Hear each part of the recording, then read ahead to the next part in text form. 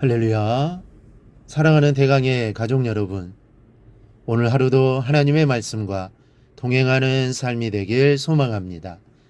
오늘 함께 나눌 하나님의 말씀은 로마서 15장 4절에서 6절 말씀입니다. 무엇이든지 전에 기록된 바는 우리의 교훈을 위하여 기록된 것이니 우리로 하여금 인내로 또는 성경의 위로로 소망을 가지게 함이니라. 이제 인내와 위로의 하나님이 너희로 그리스도 예수를 본받아 서로 뜻이 같게 하여 주사 한 마음과 한 입으로 하나님 곧 우리 주 예수 그리스도의 아버지께 영광을 돌리게 하려 하노라. 아멘. 미국 대통령이었던 존 애덤스가 노인이 되었을 때의 일입니다. 하루는 지팡이를 의지해서 산보를 하고 있었는데 어떤 사람이 그에게 다가와 인사를 합니다. 안녕하십니까? 그리고 건강하십니까? 그러자 애덤스는 그 인사에 답례하며 이렇게 말했습니다. 애덤스 자신은 극히 건강합니다. 그러나 그가 사는 집은 몹시 파손되어 지붕이 다 떨어지고 벽이 벗겨져서 기둥까지 밖으로 드러나는 형편입니다. 게다가 강한 바람이라도 불면 흔들거리기까지 해서 받침 기둥을 내야 할 지경입니다. 이 강대국의 대통령까지 지낸 사람이 그렇게 다 쓰러져가는 초라한 집에서 살고 있으리라고는 믿을 수가 없어서 그 사람은 반문했습니다. 그럴 리가 있나요? 농담이시겠지요. 이 말을 들은 애덤스는 매우 심각한 표정으로 자신의 대머리를 어루만지면서 자 보십시오. 이처럼 지붕은 떨어지고 또 갈비뼈를 어루만지면서 벽도 떨어져서 기둥이 밖에서 보이지요 라고 말했습니다. 그리고 손에 든 지팡이를 흔들면서 말을 이었습니다. 바람이 불면 집이 움직여서 위험하기 때문에 받침 기둥을 이처럼 의지하고 살지요. 그러나 언제까지나 이렇게 쓰러져가는 집에서 살 수는 없습니다. 그래서 머지않아 영원한 본향으로 이사를 합니다. 저곳으로. 이렇게 말하면서 손가락으로 하늘나라를 가리켰다는 것입니다. 여러분에게 참된 소망이 확실히 있습니까? 참된 소망이란 이 세상에 둔 소망이 아닙니다. 참된 소망은 하나님 나라를 향한 소망입니다. 하나님 나라를 바라보는 소망입니다. 성도는 이 땅의 소망만을 위해서 신앙생활을 하는 사람이 결코 아닙니다. 하늘나라를 바라보며 어떠한 고난 가운데도 소망을 잃지 않고 살아가는 사람이 바로 성도입니다. 여러분, 하늘에 소망을 둔 신앙과 그렇지 못한 신앙과는 엄청난 차이가 있습니다. 이것은 근본적으로 뿌리가 다릅니다. 그러니 당연히 결과도 다르죠. 살아내는 삶의 방식도 다를 수밖에 없습니다. 오늘 본문은 이런 소망을 말씀하고 있습니다. 만약 내 안에 이 소망에 대한 확신이 불분명하다면 이 확신부터 새롭게 한 후에 다른 일들을 해야 할 것입니다. 그럼 어떻게 해야 이 소망을 새롭게 할 수 있습니까? 본문 4절입니다.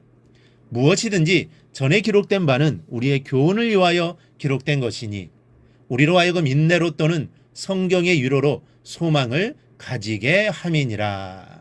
참된 소망을 갖게 되는 요소 두 가지는 인내와 성경의 위로입니다.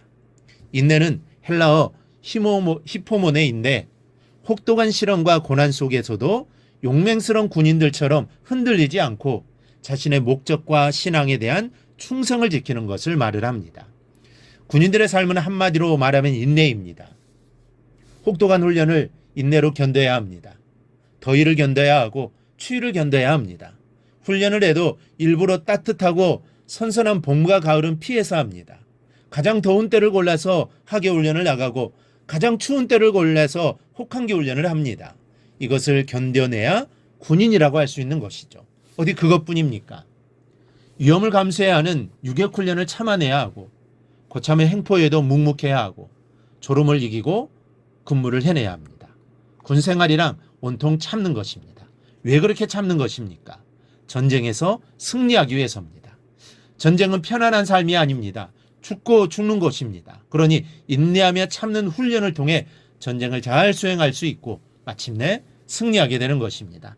인내의 목적이 확실히 있는 것입니다. 억지로 참는 것이 아니죠. 이겨야 하기 때문에 참을 수밖에 없는 것입니다. 그런데 우리의 이 세상에서의 삶도 끊임없는 전쟁의 삶입니다. 악의 세력과 싸우며 삽니다. 말씀으로 싸우고 기도로 싸우고 찬양으로 싸우고 봉사와 헌신과 희생을 통해서 싸웁니다. 성도의 삶도 온통 인내를 요구합니다. 여러분, 기도하기가 쉽습니까? 상당한 인내를 요구하는 것이 기도입니다.